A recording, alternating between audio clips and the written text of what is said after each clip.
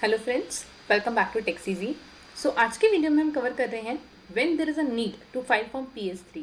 Form PS3 आपको कब file करना होता है, कितने टाइम में फाइल करना होता है, what all attachments are required to be filed along with filing of form PS3।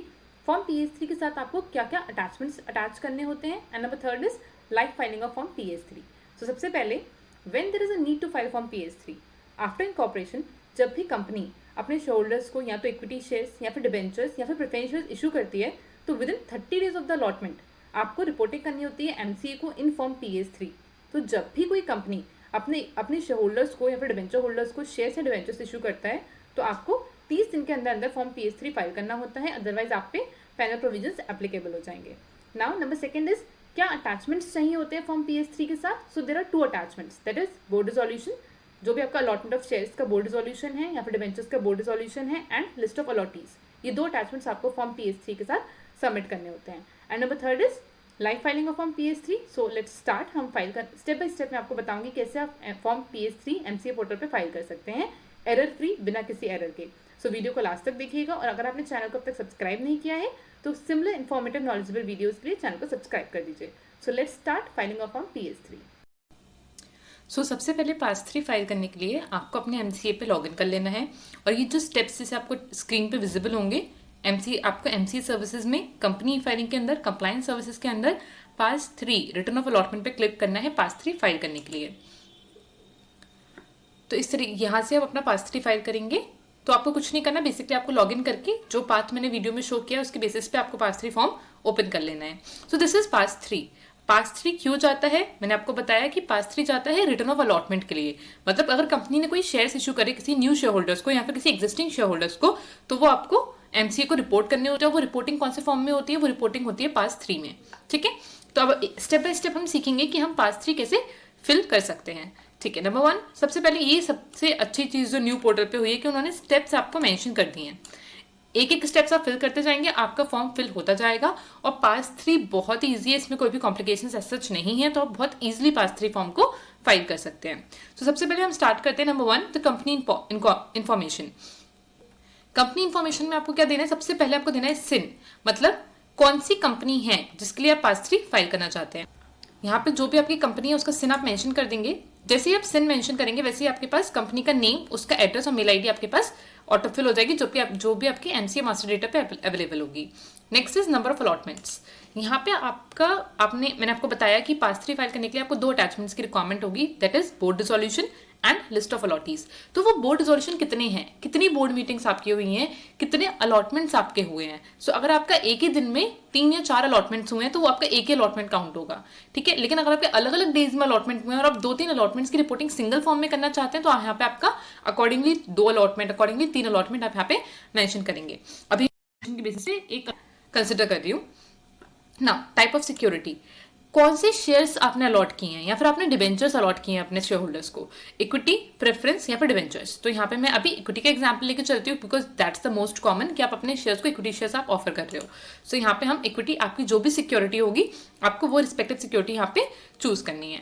Now if equity type of allotment, आपको पता होगा कि बहुत तरीके के अलॉटमेंट होते हैं। Like limited companies public issue करती हैं, IPO करती हैं। ठीक है, बोनस इशू होता है कि भैया एग्जिस्टिंग शेयर्स थे आपके पास और हर 1 शेयर के लिए कंपनी ने, हर 2 शेयर के लिए कंपनी ने 1 बोनस शेयर इशू कर दिया। बोनस इशू है तो आप बोनस इशू चूज करेंगे। राइट इशू क्या होता है, राइट इशू होता है कि जो आपके एग्जिस्टिंग शेयर होल्डर्स हैं, अगर कंपनी को कैपिटल की रिक्वायरमेंट होती है तो कंपनी अपने एग्जिस्टिंग शेयर होल्डर्स को पहले ऑफर करती है कि आप मुझे जो है मेरी कंपनी में कैपिटल इन्वेस्ट कर दो। तो अगर आपके एग्जिस्टिंग शेयर होल्डर्स को आप कोई शेयर इशू कर रहे हो तो वहां पे आप राइट इशू चूज करोगे। सिमिलरली बहुत सारे और ऑप्शंस हैं, like conversion of loans, conversion of debentures, conversion of preference shares. ये क्या होते हैं, ये होते हैं CCD और PCD, मतलब कंपल्सरी कन्वर्टेबल डिबेंचर्स या फिर पार्शली कन्वर्टेबल डिबेंचर्स। तो अगर आपका वो केस है तो आप अकॉर्डिंगली उसको चूज करोगे। आपका प्राइवेट प्लेसमेंट का केस है, मतलब आप कोई प्राइवेट प्लेसमेंट के थ्रू अगर आप कोई शेयर्स इशू कर रहे हो तो आप प्राइवेट प्लेसमेंट चूज करोगे। प्रेफरेंशियल अलॉटमेंट, इस स्टॉक्स अगर आप अपने एम्प्लॉइज को दे रहे हो, स्पेट इक्विटी शेयर्स या फिर अदर्स, आपको और इनमें से आपका कहीं भी ऑप्शन अगर आपका फिट नहीं हो रहा तो फिर आप अदर्स चूज करोगे। सो इस तरीके से अभी मैं एग्जांपल लेती हूँ राइट इशू का। तो हम राइट इशू का एग्जांपल लेके बताते हैं कि पास 3 आपको कैसे फॉर्म करना है। बट आपका जो भी अलॉटमेंट हुआ है, जो भी आपका टाइप ऑफ अलॉटमेंट है, आप रिस्पेक्टिव अपना टाइप ऑफ अलॉटमेंट चूज करेंगे। तो यहाँ पे मैंने चूज कर लिया right issue. If others please specify, मेरा अदर्स नहीं है, मैंने यहाँ पे अदर्स चूज नहीं किया तो मुझे ये कॉलम नहीं फिल करना है। If preference type of allotment, हमारे प्रेफरेंसेस नहीं थे तो हम यहाँ पे नहीं चूज करेंगे। If debentures type of allotment, ये हमें कुछ भी फिल नहीं करना बिकॉज हमने ऊपर क्या चूज किया, इक्विटी। अगर आप इक्विटी चूज करते हो तो यहाँ से C to G आपके ऊपर कॉलम्स एप्लीकेबल नहीं होंगे, ठीक है। देन मोड ऑफ अलॉटमेंट, मतलब आपने जो शेयर्स दिए कंपनी के, उसके रिवर्स में आपने क्या लिया, आपने कैश का मतलब यहाँ पे कैश नहीं है, यहाँ पे कैश का मतलब है मनी, ठीक है। मतलब अगर आपने भले ही बैंक अकाउंट में लिया कंपनी ने पैसा, या फिर कैश में कंपनी ने पैसा लिया, कैश में तो हो ही नहीं सकता, तो बैंक अकाउंट में अगर कंपनी ने पैसा लिया तो यहाँ पे आप कैश चूज करेंगे। अगर उसके अलावा, मनी के अलावा, अगर आपने शेयर्स के बदले कुछ और लिया है, लाइक अगर आपने शेयर्स के बदले कोई प्रॉपर्टी ली है, शेयर्स के बदले गुडविल के बेसिस पे आपने शेयर्स इशू करे हैं, बहुत सारे ऑप्शंस होते हैं, तो आप accordingly other than cash choose करेंगे। यहाँ पे मैं अज्यूम कर रही हूँ कि हमने शेयर्स अलॉट किए हैं और उसके बदले हमने अमाउंट रिसीव किया, तो हम कैश चूज करेंगे। डेट ऑफ अलॉटमेंट, जो भी आपका डेट ऑफ अलॉटमेंट है, जिस दिन भी आपका बोर्ड मीटिंग हुई है, जिस दिन भी आपका अलॉटमेंट हुआ है, आप वो डेट यहाँ पे रिस्पेक्टिवली चूज कर लेंगे। यहाँ पे मैं 1 मार्च 2023 चूज कर रही हूँ। Now, this is important. It is confirmed that no such return of allotment is pending to be filed for securities allotted prior to the date of allotment mentioned in field 6. ये fill करना mandatory है। ये बहुत अच्छी चीज हुई है। ये क्या है, ये डिक्लेरेशन आपसे ले रहे हैं कि आपने इससे पहले का कोई पास 3 आपका पेंडिंग नहीं है। अगर इससे पहले का कोई पास 3 पेंडिंग है तो पहले वो पास 3 फाइल करो, देन आप ये वाला PS3 फाइल कर सकते हो, ठीक है। तो आपका पहले कोई भी PS3 पेंडिंग नहीं होना चाहिए। Now details of resolution, details of share holders resolution pass. Share holders resolution की नॉर्मल बेसिक राइट शेयर्स में यहाँ पे डिटेल्स मेंशन करनी है, लेकिन ये मैंडेटरी नहीं होती है फिल करना। Now details of board resolution past, this is mandatory, आपको यहाँ पे मेंशन करना होगा कि आपकी बोर्ड मीटिंग की डेट क्या है, जो भी आपका जिस दिन भी आपका बोर्ड रिजोल्यूशन पास हुआ है, जो भी आप अटैचमेंट में फिल कर रहे हो। सो यहाँ पे हम 1 मार्च 2023 चूज कर लेंगे। ना मोड ऑफ रिजोल्यूशन, ठीक है, आपका क्या किस तरीके से आपका रिजोल्यूशन पास हुआ है, तो हमारा बोर्ड मीटिंग है, तो हमने बोर्ड मीटिंग यहाँ पे चूज कर लेना है। Number of votes cast in favour and number of votes cast against, ये मैंडेटरी फील्ड्स नहीं है तो आप इसको स्किप कर सकते हैं। Next, particulars of securities allotted for cash, हमने ऊपर क्या डाला कि हमारी जो सिक्योरिटीज हैं वो कैश के एक्सचेंज में हमने सिक्योरिटीज को इशू किया है, ठीक है। तो यहाँ पे हमें क्लास ऑफ सिक्योरिटी डालना है, जो भी आपका क्लास ऑफ सिक्योरिटी, हमारे इक्विटी शेयर्स है तो हम यहाँ पे इक्विटी शेयर्स मेंशन कर देंगे। Then brief particulars of terms and conditions, terms and conditions के ब्रीफ पर्टिकुलर्स यहाँ पे आपको मेंशन करने हैं। सो यहाँ पे हम मेंशन कर देंगे equity shares without differential rights, ठीक है। तो जो भी आपके रिस्पेक्टिव टर्म्स एंड कंडीशंस है, जो भी आप रिमार्क्स यहाँ पे देना चाहते हैं, वो आप यहाँ पे रिमार्क्स और टर्म्स एंड कंडीशंस दे सकते हैं। Now number of securities allotted, आपने कितनी सिक्योरिटीज अलॉट की हैं, तो जो भी आपके नंबर ऑफ शेयर्स हैं वो आप यहाँ पे मेंशन कर देंगे, जो भी आपने नंबर ऑफ इक्विटी शेयर्स आपने अलॉट किए हैं। तो मैं यहाँ पे 5000 शेयर्स का एग्जांपल ले रही हूँ कि हमने 5000 शेयर्स जो है वो अलॉट किए हैं। ना नॉमिनल अमाउंट इन INR, आपका शेयर पर प्राइस कितने का है, मतलब आपका एक शेयर कितने रुपए का है, तो यहाँ पे मेरा 10 रुपीज का शेयर है।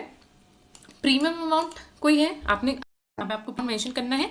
अगर आपने डिस्काउंट पे इशू करना है तो आपको डिस्काउंट मेंशन करना है। मैं अज्यूम कर रही हूँ अभी ना तो मेरे शेयर्स प्रीमियम पे हैं, ना ही मेरे शेयर्स डिस्काउंट पे हैं, मेरे शेयर्स अभी मैंने पार पे इशू किए हैं, ठीक है ना। Next is amount due and payable पर सिक्योरिटी, एक सिक्योरिटी पे कितना अमाउंट आपको पे करना है या फिर पेबल है। तो मेरे को अलॉटमेंट पे नहीं, मैं अज्यूम करती हूँ एप्लीकेशन पे, तो मेरे को एप्लीकेशन पे 10 रुपए मिले, ठीक है।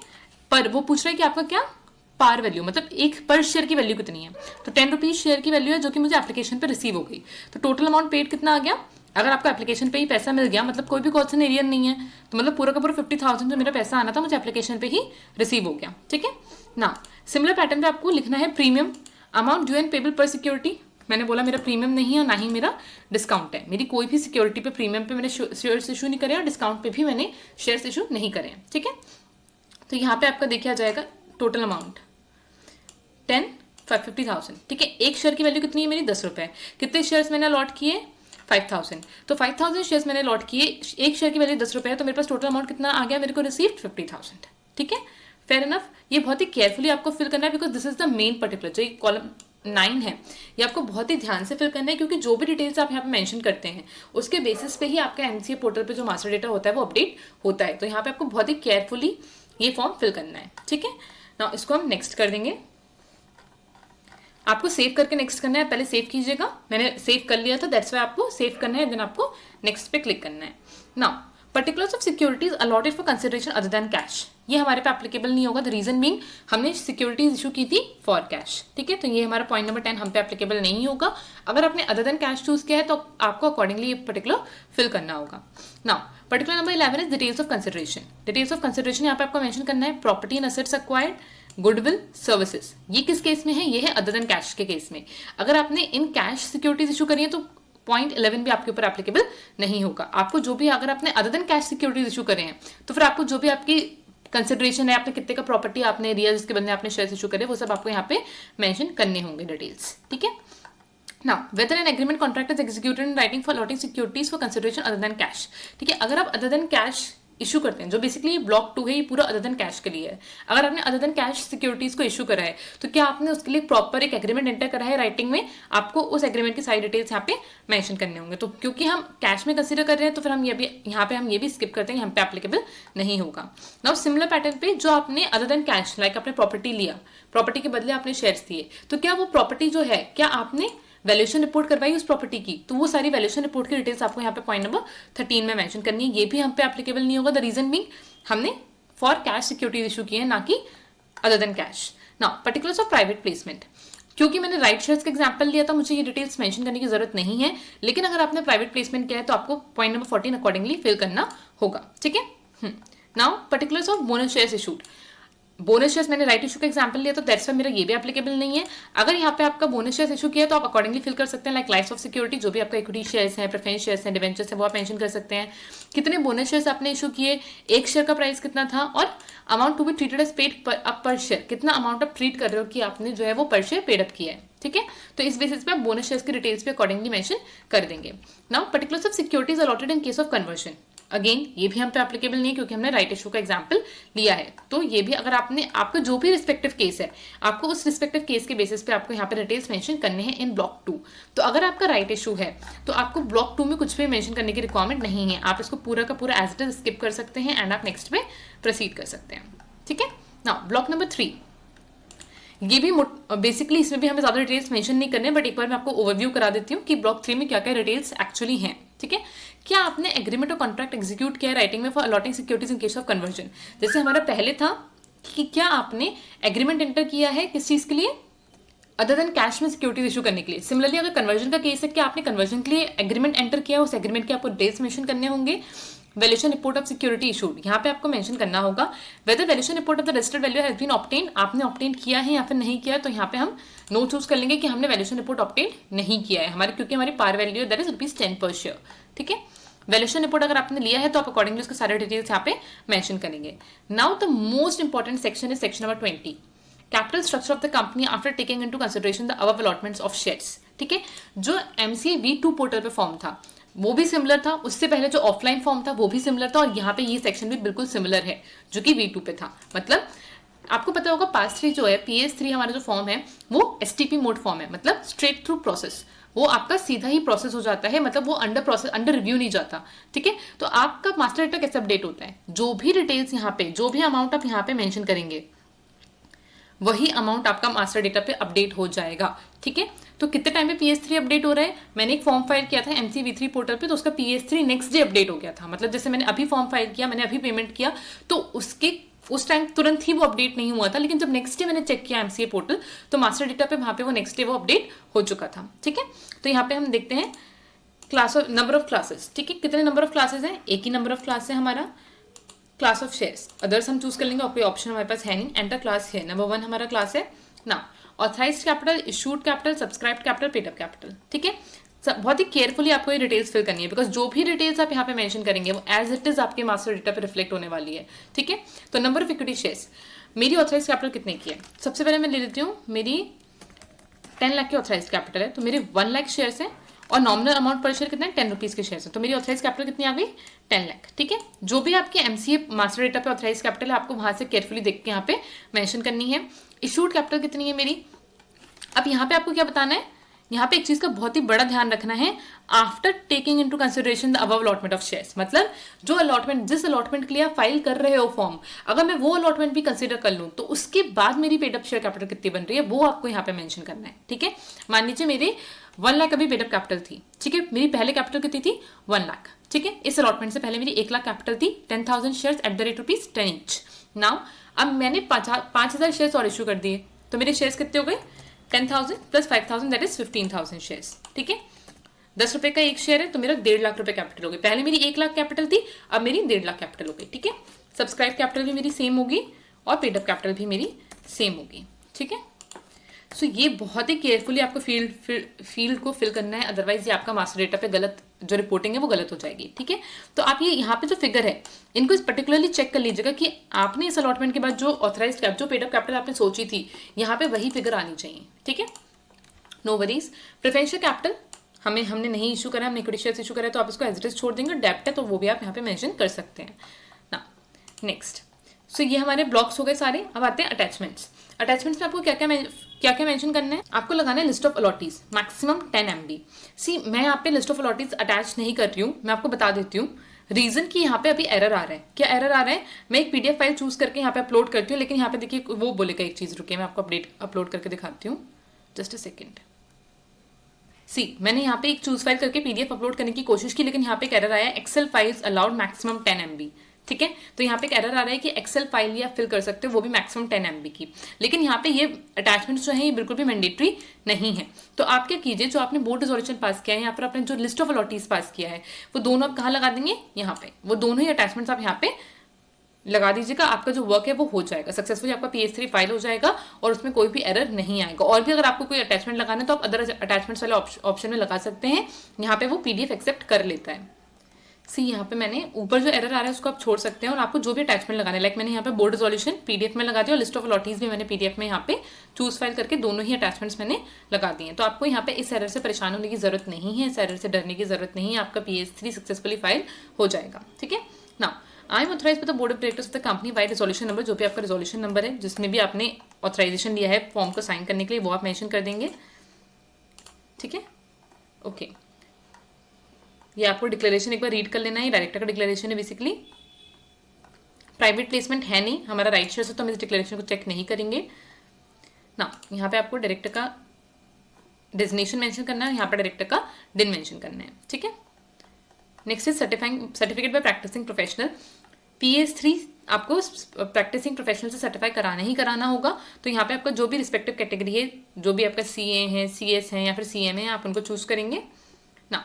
मेंबरशिप नंबर, उनका आप COP नंबर और मेंबरशिप नंबर यहाँ पे एंटर कर देंगे एंड आप नेक्स्ट करेंगे तो आपका जो फॉर्म है वो सक्सेसफुली क्या हो जाएगा? सबमिट हो जाएगा और आपके पास एक SRN का नंबर आपका आ जाएगा। आप एक बार रिव्यू कीजिएगा पूरे फॉर्म को और उसको सबमिट कर दीजिएगा, आपका फॉर्म सक्सेसफुली फुलफिल हो जाएगा। ठीक है ना, जैसे ही आप रिव्यू एंड सबमिट पे क्लिक करेंगे, आप अपने माई एप्लीकेशन पे जाएंगे और आपका जो भी आपने PS3 रिस्पेक्टिवली जो भी कंपनी के लिए फाइल किया है वो यहाँ पे आपका SRN आ जाएगा और आपका आ जाएगा pending for DSC upload and payment. ठीक है, तो अब आपको क्या करना है? आपको सबसे पहले क्या करना है? PDF को डाउनलोड करना है। आप डाउनलोड करेंगे PDF को, उसके बाद आपको उस पर DSC लगाने हैं। एक आपको डायरेक्टर का DSC इंसर्ट करना है और एक आपको प्रोफेशनल का DSC इंसर्ट करना है और आपको PDF को अपलोड कर देना है। जैसे आप PDF अपलोड पे क्लिक करेंगे, आपके पास पेमेंट का ऑप्शन आ जाएगा, पेमेंट कर देंगे, आपका PS3 जो है वो अप्रूव्ड टैब में आ जाएगा। ठीक है, सो आपको बिल्कुल भी टेंशन लेने की जरूरत नहीं है। MCA portal PS3 form MCA portal पे सक्सेसफुली फाइल हो रहा है, आप उसको सक्सेसफुली फाइल कर सकते हैं बिना किसी एरर के। मैं उम्मीद करती हूँ आपको वीडियो अच्छा लगेगा और अच्छा लगा होगा, नॉलेजेबल लगा होगा। आपको कोई भी क्वेरीज है तो आप कमेंट सेक्शन में डाल सकते हैं, मैं आपको as quick as possible response करने की कोशिश करूंगी। थैंक्स फॉर वॉचिंग, चैनल को सब्सक्राइब कर दीजिएगा। बाय।